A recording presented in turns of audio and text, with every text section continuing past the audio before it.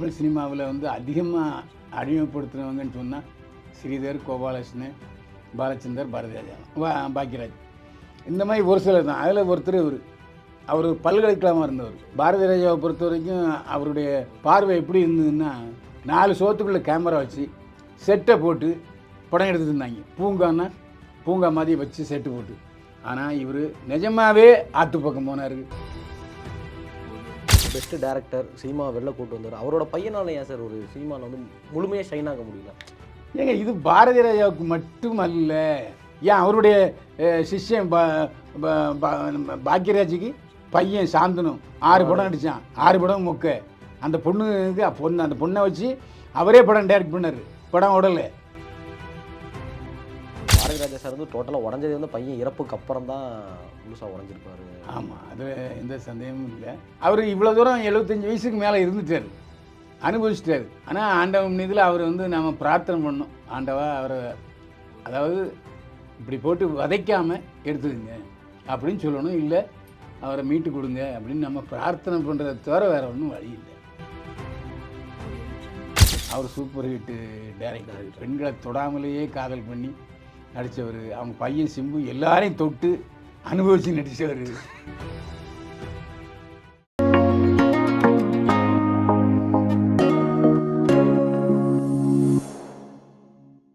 GeM cinemas நேயர்களுக்கு வணக்கம். நான் உங்கள் விஜய் அபிஷேக். நீங்கள் நம்ம யார் கொடுக்கணும்னு பார்த்தோம் அப்படின்னா வீக்லி மெய்யழகன் காம்போ நடிகர் மற்றும் விமர்சகராக இருக்கக்கூடிய பைல்வான் ரங்கநாதன் சார் கூட தான் இருக்கோம். சார் வணக்கம். என்னை வாழ வைத்துக் கொண்டிருக்கும் யூடியூப் சேனல் நேயர்களுக்கு நன்றியும் வணக்கம். இந்த ஒரு பதிவு வந்து எல்லார் மனதையும் உருக்குச்சு அப்படின்னு சொல்லலாம். ஒரு மாதிரி சிங்கம் மாதிரி இருந்த ஒரு ஆள் வந்து ரீசெண்டாக வந்து யாருன்னா பாரதிராஜா சார் வந்து அவங்க பையன் இறந்து போனப்போ டோட்டலாக உடஞ்சிட்டாரு. அவர் ஹாஸ்பிட்டல் அட்மிட் ஆகிருந்தார். எதுவும் மூச்சு விட முடியாமல் இருக்கார் அப்படின்னு சொல்லி நிறைய பதிவுகள் நம்ம பார்த்துட்டு இருந்தோம். இப்போ 2 நாளைக்கு முன்னாடி அவர் வீடியோ ஒன்று வெளியே வந்தது. ஆள் அடையாளமே தெரியாத மாதிரி மாறி இருக்காரு. நார்மல் ஆகிட்டார், டிஸ்சார்ஜ் பண்ணிட்டாங்கன்னு சொல்கிறாங்க. இல்லை ஹாஸ்பிட்டல் தான் இருக்காங்க அப்படின்னு சொல்கிறாங்க. என்ன பிரச்சனை? ஹாஸ்பிட்டல் தான் இருக்காரா, டிஸ்சார்ஜ் ஆகிட்டாரா? ஆஸ்பத்திரியிலிருந்து வந்த ஒரு அறிக்கை வந்து அவர் தீவிர சிகிச்சை பிரிவில் இருக்கிறார், உடல் உறுப்புகள் செயலிழந்து விட்டன, அதை நாங்கள் போராடிக்கிட்டு இருக்கோம், அது இல்லாமல் நுரையீரலில் நிறைய தொத்து இருக்குது, அதை அப்புறப்படுத்த முடியல, ட்ரீட்மெண்ட் போயிட்டுருக்கு, ஆனாலும் தீவிர சிகிச்சை பிரிவில் இருக்கிறாரு, யாரையும் நாங்கள் பார்க்க அனுமதிக்கிறதில்ல அப்படின்னு சொன்னாலே என்ன அர்த்தம்? டேஸ் ஆர் நம்பர்டு அப்படின்னு அர்த்தம். ஏன்னா அவர் செயின் ஸ்மோக்கர், தண்ணி அடிப்பார், ஸோ நுரையீரல் கெட்டுக்கலாம், சிகரெட்டு பிடிப்பார், எல்லா பழக்கங்களும் அவர்கிட்ட உண்டு. அவர் இவ்வளோ தூரம் 75 வயசுக்கு மேலே இருந்துட்டார், அனுபவிச்சிட்டார். ஆனால் ஆண்டவன் இதில் அவர் வந்து நம்ம பிரார்த்தனை பண்ணோம், ஆண்டவா அவரை அதாவது இப்படி போட்டு வதைக்காமல் எடுத்துதுங்க அப்படின்னு சொல்லணும். இல்லை அவரை மீட்டு கொடுங்க அப்படின்னு நம்ம பிரார்த்தனை பண்ணுறதை தவிர வேறு ஒன்றும் வழி இல்லை. இப்போ சில இடங்களில் வயசாகி போச்சு, 80 வயசாகி போச்சு, இழுத்து கிடக்கும். இதை பாருங்கள், முடிவு இங்கே இருக்க வேண்டாம், நீங்கள் வீட்டுக்கு எடுத்துகிட்டு போங்கன்னு சொல்லுவாங்கல்ல, அப்படியா கூட இருக்கலாம். ஆனால் டாக்டர் என்ன சொல்கிறாங்க, நயினார் நாகேந்திரன் அவர் சந்திக்கிறப்போ டாக்டர் என்ன சொன்னாங்க, எல்லாருக்கும் அடையாளம் அவருக்கு தெரியுது, டிஸ்சார்ஜ் பண்ணலாம் அப்படின்னு. ஏங்க அடையாளங்கிறது என்ன? அப்படியே உட்காந்துட்டு இருப்பார், அந்த நரம்புகள் போய் ஒரு 2 நிமிஷம் நல்லா இருக்கீங்களா, இதுதான். அதுவும் நயினார் நாகேந்திரனால அவரை பார்க்க விட்டாங்க. ஏன்னா நயினார் நாகேந்திரன் அவரும் ஒரே இனம். அதுமாதிரி மற்றவங்க பெப்சி செல்வமணி, நம்ம நாம் தமிழன் சீமா, இவங்கெல்லாம் போகும்போது பார்க்க இல்லையே, இங்கே ரிலேஷன்ஸ் அங்கே இருந்திருக்காங்க, அவங்ககிட்ட தான் விசாரிச்சுட்டு வந்திருக்காங்க. எப்படி முதல்வர் ஜெயலலிதா ஆஸ்பத்திரியில் இருக்கும்போது போய் சசிகலாவை பார்ப்பாங்க, இல்லை டாக்டரை பார்த்து வந்துடுவாங்க.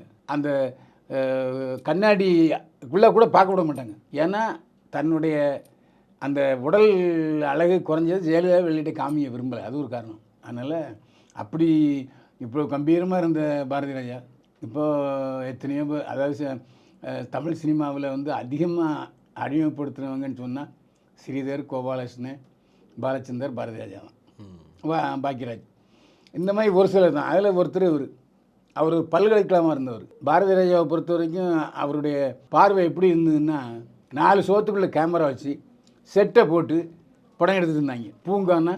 பூங்கா மாதிரி வச்சு செட்டு போட்டு. ஆனால் இவர் நிஜமாகவே ஆற்று பக்கம் போனார், நிஜமாகவே பரிசலுக்கு போனார், நிஜமாகவே மலங்காட்டுக்கு போனார், வயலுக்கு போனார். அப்படி சிறைப்பட்டு கிடந்த கேமராவை, ஸ்டூடியோவில் சிறைப்பட்டு கிடந்த கேமராவை வெளியே கொண்டு வந்து பாரதி. அதனால் நம்ம நிறைய இப்போ இயல்பான வாழ்க்கையை பார்க்க முடியுது. அதனால் அவர் தமிழ் சினிமாவில் அவர் ஒரு முன்னோடி. ஆமாம், தமிழ் சினிமா வரலாற்றில் அவர் முதல் ஒரு 5 பேர் 10 பேரில் அவரும் ஒருத்தராக இருப்பார். அதில் எந்த சந்தேகம் இல்லை. வரலாற்றில் இடம் பெற்றுட்டார். சாதனையும் புரிஞ்சுட்டார். என்ன கடைசி காலத்தில் அவருடைய பையன் இறந்து போனது பெரிய வருத்தம். அது யாருக்குமே அந்த நிலைமை வரக்கூடாது. அவருக்கு வந்துச்சு. அதனால் ரொம்ப பாதிக்கப்பட்டார். அதே மாதிரி சார் சினிமாவிலே சிறந்த முன்னோடி அப்படின்னு சொல்லும்போது பாரதி சார் ராஜா சார் வந்து நம்ம புகழ்ந்துகிட்டு இருக்கோம். இன்னமும் அவர் புகழ்ந்துகிட்டு இருக்கோம். அதை இன்னும் போனாலும் வந்து அவரோட பெயர் வந்து அப்படியே நிற்கும். எப்படி எம்ஜிஆர் எல்லாருக்க பெயரும் அப்படி நிற்கிதோ அந்த மாதிரி கண்டிப்பாக வந்து அவரோட பெயர் வந்து நிற்கும். இல்லை, எம்ஜிஆருக்கும் அவருக்குள்ள ஒரு எப்படின்னா, அலைகள் ஓய்வதில்லை என்ற படம் பரபரப்பாக ஒன்று படம். அதாவது மத நல்லிணக்கத்தை சொல்கிற படம். அதாவது அவன் நூல் எடுத்து போடுவான், சிலுவை எடுத்து போடுவான். அது ஒரு பரபரப்பான கிளைமாக்ஸு. அந்த படத்தை பார்த்து பாராட்டணும்னு நினச்ச எம்ஜிஆர் தலைமை கழக அதிமுகவிலேருந்து காசு போட்டு அவருக்கு பெரிய பாராட்டம் நடத்தினார். அதுக்கப்புறம் பாரதி ராஜாவும் எம்ஜிஆர் ரொம்ப நெருக்கமானாங்க. அந்தமாதிரி அவருடைய அன்பை பெற்றவர் அவர். அதில் எந்த சந்தேகமும் இல்லை. அதுமாரி ஜெயலலிதா, சசிகலா விட்டையும் அவர் நெருக்கமானவர் தான் பாரதி ராஜா. இப்போ அவருக்கு வயசாகி போச்சு. முதுமையில் வந்து ஒரு 10 வருஷம் முன்னாடியே கொஞ்சம் ஸ்டடியாக இருந்துட்டான்னா கொஞ்சம் கரெக்டாக இருக்கும். அதாவது 50 வயசுக்கு வரைக்கும் ஆட்டத்தை ஆடிட்டு 50 வயசுக்கு அப்புறம் வேற மாதிரி ஆயிரும். அதுதான் அந்த பாடங்கிறது. நரம்புகள் முறுக்கேறல வரைக்கும் எல்லா தப்பும் பண்ணலாம், எல்லா அனுபவம் இருக்கும். அதுக்கப்புறம் எல்லாம் முறுக்கே இல்லாமல் முறுக்கே ஏற்றினா எப்படி இருக்கும்? ஒன்றுமே பண்ண முடியாது. சரி, அவர் நாட்களை எண்ணிக்கிட்டு இருக்காருங்கிறத நம்ம சொல்ல முடியும். Okay sir. இப்போ என்னோட கேள்வி என்ன அப்படின்னா, இப்போ வந்து ஒரு பெஸ்ட் டேரக்டர் சினிமா வெளில கூட்டு வந்தார். அவரோட பையனால் ஏன் சார் ஒரு சினிமாவில் வந்து முழுமையாக ஷைன் ஆக முடியல? ஏங்க, இது பாரதி ராஜாவுக்கு மட்டுமல்ல.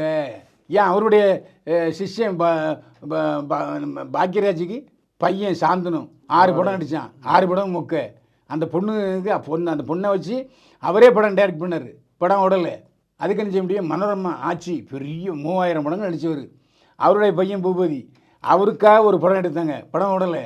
அதுக்கப்புறம் 2 படத்தை சின்ன சின்ன வேஷம் பண்ணார். அப்படியே அதாவது நடிகனாக முயன்று தோல்வி அடைஞ்சு அப்புறம் தண்ணீடிக்க இதாகிட்டார். சத்யராஜ் அவர் பையன் எத்தனை படத்தை நடித்தார்? சிபிராஜ் எந்த படமாக ஓடிச்சா? கம்மியாக தான் சார் ஓடிச்சு. அதனால் பெரும்பாலானவர்களுக்கு அந்த வாரிசு செட் ஆகாது. அதாவது இப்போ சிவாஜி கணேசன், பிரபு, விக்ரம் பிரபுன்னா அவங்க வரும்போதே இவங்க அந்த படம் முதல் படம் கும்கி சூப்பராக ஓடிச்சு இல்லை? இப்போ சமீபத்தில் கூட அவர் கான்செப்டாக நடிச்சிருப்பார், சூப்பராக நடிச்சிருப்பார். அதேமாதிரி பிரபு அவ்வளோ பெரிய உடம்பு வச்சுக்கிட்டு சாங் தூள் பறத்திருப்பார். எல்லா நடிகைகளோட நடித்தவர் பிரபு. அதனால் அவங்க சிலருக்கு கொடுப்பன்னு இருக்கும். இப்போ உதாரணமாக சிவகுமார் அவர் வந்து 100 படத்தில் நடித்தார். ஆனால் ஓனதை பார்த்தீங்கன்னா அவங்க 30 படம் தான் ஓடிடணும். மீதிலாம் சுமாராக ஒரு வாரத்துக்கு 2 படம் ஒரு படம் வரும். அப்போ அவரும் அட்ஜஸ்ட் பண்ணிட்டு சம்பளத்தை வாங்கிட்டு இருந்தார். அவரும் 100 படம் நடிச்சார். அவர் பசங்க சூர்யா, கார்த்தி 2 பேரும் ஹிட்டு படம் கொடுத்த நடிகர்கள் லிஸ்ட்டில் சேர்ந்தாங்க இல்லையா?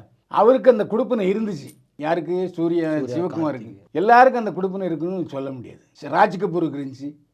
4 தலைமுறை ராஜ் கபூர் இந்திய சினிமாவை கொடிகட்டி ஆண்டாங்க. அவரும் பையங்களை எல்லாரையும் தயார் பண்ணுறதுல ரொம்ப கில்லாடியாக இருந்தார் ராஜ் கபூர். அந்த மாதிரி தான் இப்போ எடுத்துக்கிட்டிங்கன்னா என்டி ராமராவ் அவருடைய பையன் ஜூனியர் என்டிஆர், அவருடைய பேரன் எல்லாருமே சக்ஸஸ்ஃபுல் ஹீரோவாக இருக்காங்க.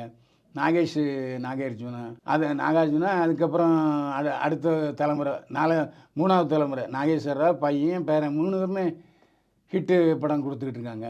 அதே மாதிரி இன்னொரு நடிகர் அவர் வந்து 2 பொண்டாட்டியோட மகனும் நடிகர் ஆகிட்டாங்க. ஹிந்திலே தமிழ்லையா சார்? தெலுங்கில். ஆமாம். அந்த மாதிரி ஜீன்ஸ் சில நேரத்தில் ஒர்க் ஆகும். அவங்களும் ஹோம்ஒர்க் பண்ணணும், நேரம் நல்லா இருக்கணும். கதைகளை தேர்ந்தெடுக்கும்போது அந்த நாலேஜ் வேணும். இப்போ விஜய் ஆரம்பத்தில் எஸ்ஏ சந்திரசேகரன் என்ன 3 படத்தை நான் கதை கேட்டேன், நடித்தான். 4வது படத்தை நீங்கள் வேணாப்பான்னு அவனே கதை கேட்க ஆரம்பிச்சிட்டான். எஸ்ஏ சந்திரசேகர் கதை கேட்குற வரைக்கும் ஒரு சுமாரான ஹீரோ.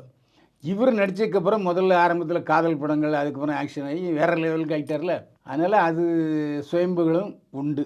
இப்போ டி ராஜேந்திரன் யார்ட்டையும் உதவி இயக்குனராக இல்லை. அவர் சூப்பர் ஹிட்டு டைரக்டர். பெண்களை தொடாமலேயே காதல் பண்ணி நடித்தவர். அவங்க பையன் சிம்பு எல்லாரையும் தொட்டு அனுபவித்து நடித்தவர். கடிச்சு. ஆமாம், ஏற்குமாறு. ஆனால் அவங்க அம்மா வந்து ரொம்ப சிறந்த நடிகை. உஷா ராஜேந்திருக்காங்க. அந்த பொண்ணு முழுக்க பச்சை தமிழச்சி. அந்த சமயத்தில் வந்த தமிழ் பேசுகிற சொந்த குரலில் பேசுகிற நடிகையில் ஒருத்தர் உஷா. ஒருதல் ராகமாகட்டும், அப்புறம் டி ராஜேந்தர் எடுத்த படங்களாகட்டும், அந்த அம்மாவுடைய ரேஞ்சு வேறு. அந்த மாதிரி சிலருக்கு வாரிசு ஒர்க் அவுட் ஆகிருக்கு, பெரும்பாலானவருக்கு வாரிசு ஒர்க் அவுட் ஆகலை. அதுக்கு என்ன செய்ய முடியும்? கரெக்டாக தான் சார், ஒன்றும் பண்ண முடியாதான். அதாவது வந்து இப்போ பாரதி ராஜா சார் வந்து டோட்டலாக உடஞ்சதே வந்து பையன் இறப்புக்கு அப்புறம் தான் முழுசாக உடஞ்சிருப்பாரு. ஆமாம், அதில் எந்த சந்தேகமும் இல்லை. ஆனால் அதுக்கு முன்னால் அவர் பெரிய சோதனைகள்லாம் அவருக்கு வந்துச்சு. குடும்பத்தில் மிகப்பெரிய குழப்பம் வந்தது, அதெல்லாம் எனக்கு தெரியும். அதெல்லாம் எதிர்நோக்கிட்டார். அதெல்லாம் வந்து கடந்து வந்துட்டார். பையன் இறப்பு தான் அவர் ரொம்ப பாதிச்சிட்டு. அவர் சீக்கிரமாகவே குணமாகி வரணும் அப்படின்னு சொல்லி கடவுள்கிட்ட பிரார்த்தனை பண்ணலாம். வேறு எதுவும் நம்மளால் கண்டிப்பாக. முடியாது. மீண்டும் சந்திப்போம். வாழ்க வளமுடன். நன்றி, வணக்கம்.